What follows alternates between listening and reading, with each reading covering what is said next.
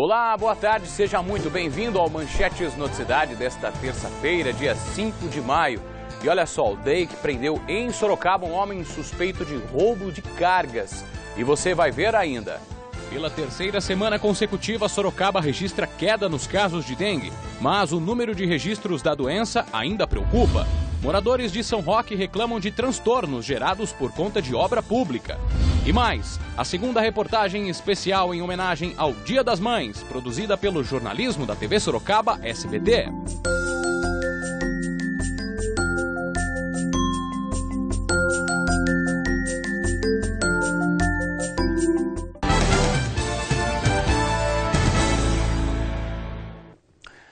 O DEIC, Departamento Estadual de Investigações Criminais, sediado na capital paulista, prendeu na madrugada de hoje, em Sorocaba, um homem suspeito de roubo a banco e a cargas.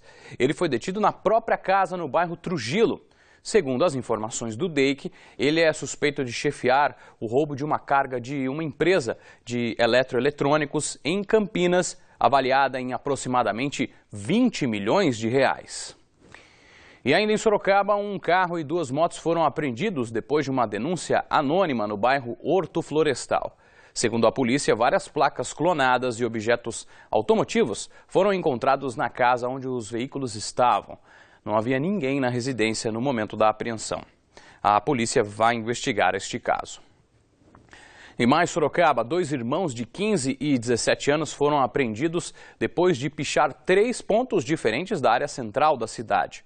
Segundo a GCM, as câmeras de vídeo monitoramento flagraram a dupla durante a pichação na Casa do Turista, que fica na Avenida Doutor Afonso Vergueiro.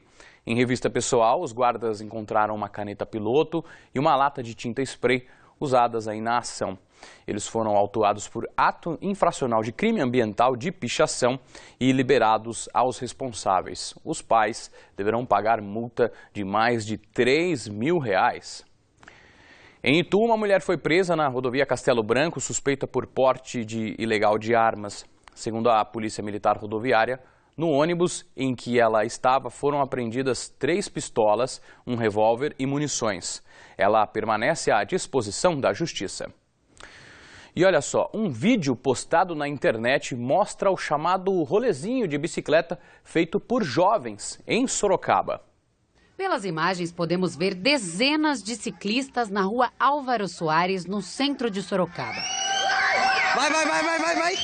Eles seguem até o terminal Santo Antônio, o maior e mais movimentado da cidade. Repare que os jovens passam em alta velocidade em meio aos ônibus, colocando em risco as pessoas no local. Todos dão a volta no terminal e se concentram novamente na Avenida Doutor Afonso Vergueiro.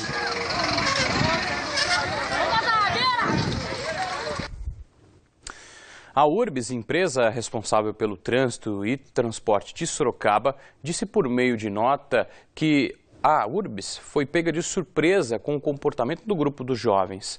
Eles informaram às autoridades competentes quanto a este ato e ressaltaram que não é permitido o uso de bicicletas no interior dos terminais da cidade.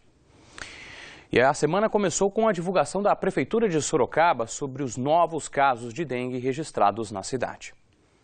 Desde o começo do ano foram 48.624 casos notificados da doença. 11.703 foram confirmados por laboratório. O número de mortes saltou para 22 e 14 ainda passam por análise. Segundo o secretário de Saúde, essa é a terceira semana consecutiva de desaceleração dos casos de dengue. A queda permitiu a chamada desmobilização dos serviços por parte da Prefeitura. A unidade de saúde Vila Fiore, que vem permanecendo aberta desde o início do mês de fevereiro, e esse fim de semana permanecemos com ela fechada. Nós tivemos, inclusive, reduções de casos de atendimento nas unidades próximas e isso faz a gente tomar a iniciativa do ambulatório do município, que a gente diminua e que a gente faça o monitoramento nos locais adequados. Mas as ações do Centro de Controle de Zoonoses, como os arrastões e nebulizações, continuam.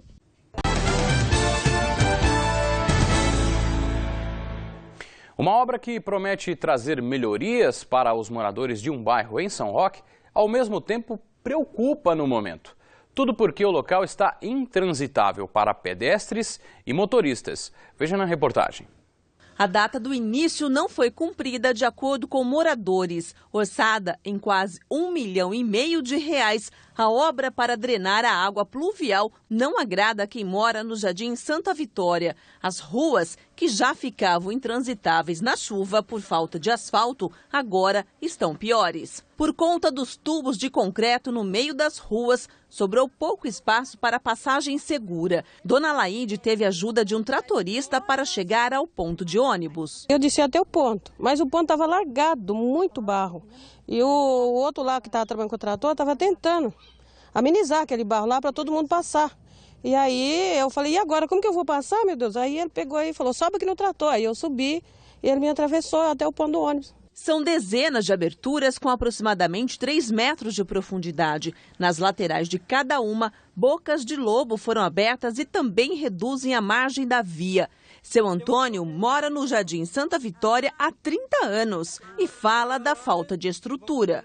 A gente paga os impostos muito alto aqui e não tem rede de esgoto e também muita água pela rua, porque a fossa enche, não tem onde jogar, então a pessoa joga na rua. Então fica aquela poça d'água, aquele mau cheiro, mosquito, muito lixo, terreno vazio, cheio de mato, ninguém limpa. Moradores já questionaram o poder legislativo e o executivo, mas nenhum político ajudou conforme esta faixa em uma das ruas. Tereza diz que não tem sido fácil morar no bairro. É um sufoco, porque é só promessa, promessa e ninguém cumpre com nada. Então, vamos ver em relação às promessas sobre esta situação no bairro Jardim Santa Vitória, em São Roque. Nós vamos ao vivo a São Roque falar com a Andréia Trevisan. Boa tarde, Andréia.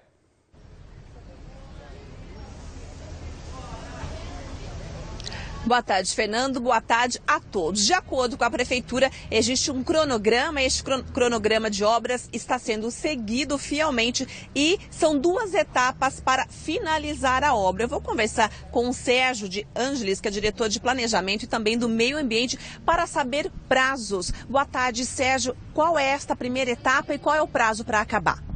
Boa tarde. Essa primeira etapa é a etapa de drenagem do bairro, né? Todas as galerias estão sendo colocadas. Essa primeira etapa deve ser concluída até o meio do ano, com a colocação de guias também. Essa etapa ela é prévia à colocação do asfalto. É fundamental, ou seja, os moradores reclamam de que por conta desses buracos é difícil a passagem de carros, de ônibus, até mesmo de caminhão de lixo. Tem outra alternativa ou não? Não tem outra alternativa no momento. Ela incomoda um pouco essa obra. Só que essa é uma obra de um bairro que tem mais de 40 anos, que desde o início o prefeito decidiu dar uma atenção especial.